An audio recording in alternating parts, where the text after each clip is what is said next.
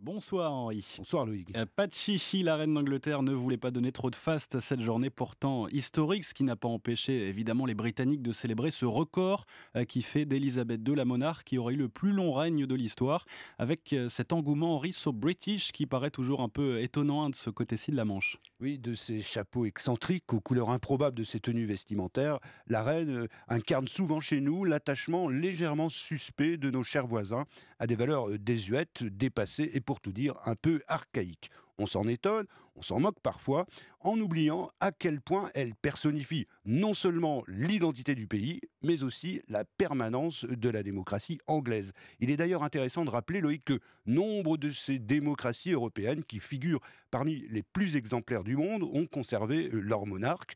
C'est vrai des Pays-Bas, du Danemark, de la Suède par exemple, mais d'abord de l'Angleterre. Et dans notre République à nous, qui reste à tant d'égards si fortement imprégnée d'un exercice quasi monarchique du pouvoir, eh bien, ce paradoxe laisse toujours un peu perplexe. Mais pourquoi Elisabeth II est-elle aussi emblématique ? Eh bien, pour deux raisons essentielles. La première, c'est qu'elle a toujours su rester à l'unisson de son peuple et dans toutes les périodes de son histoire. La seconde, c'est qu'elle s'est constamment efforcée de suivre les évolutions pour moderniser, pour réactualiser son rôle. Deux exemples qui restent dans toutes les mémoires.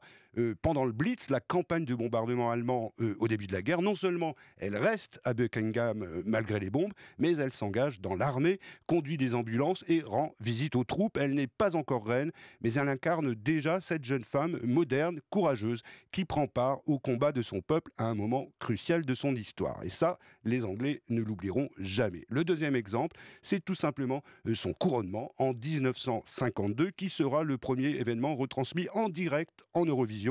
Symboliquement, la reine a voulu inscrire le début de son règne dans la modernité, et en même temps, elle montre qu'elle a déjà tout compris sur l'importance de la télé et des médias. Alors il y a quand même l'épisode de la mort de Lady Diana, on se souvient que le silence de la reine avait consterné les Britanniques. Absolument, et c'est encore une particularité so British, puisque c'est un Premier ministre de gauche, Tony Blair, qui sauve peut-être la couronne en convainquant la reine de réagir. Mais là, fait unique dans l'histoire, elle s'adresse au peuple et fait ce qui deviendra, et restera d'ailleurs très à la mode, son mea culpa, qui va lui permettre de retrouver toute sa popularité, et même plus tard, une gloire de nouveau planétaire le jour où elle inaugure les Jeux Olympiques de Londres en compagnie du symbole inoxydable de ce qui fait encore la puissance britannique, James Bond, qu'elle accueille dans son palais dans une incroyable mise en scène de Danny Boyle qui fait immédiatement le tour du monde. Ça, c'est pas seulement de l'humour, c'est aussi du génie. Alors on sait qu'elle ne joue aucun rôle politique, mais est-ce qu'elle peut tout de même avoir une influence sur les débats qui agitent le Royaume-Uni ? Eh bien oui, elle peut faire entendre sa voix, mais plutôt sur un mode subliminal, à coups de petites phrases ici ou là, dont elle ne se prive pas sur l'Europe, sur l'indépendance de l'Écosse par exemple, et plus récemment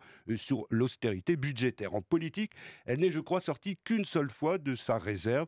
C'était à l'époque de Margaret Thatcher, pour dénoncer la politique d'apartheid de l'Afrique du Sud. Et là encore, on ne peut pas vraiment lui donner tort. Et à l'inverse, est-ce que parfois elle n'est pas elle-même instrumentalisée par le pouvoir politique ? Oui, ça arrive aussi, et peut-être pas plus tard que cette semaine. Le Premier ministre David Cameron vient de révéler que cet été, en Syrie, une frappe de drone de la RAF avait abattu 2 djihadistes britanniques qui préparaient notamment un attentat contre la reine.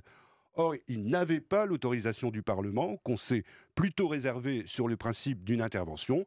Alors, avec ces révélations, Cameron cherche-t-il à mettre de son côté l'opinion pour tordre le bras des parlementaires ? Eh bien, on ne l'apprendra sans doute jamais, pas plus qu'on ne saura ce que la reine en aura pensé. Ce silence, cette retenue, cette distance, c'est aussi la force de la couronne britannique. Merci Henri pour cette chronique autour du monde et à demain.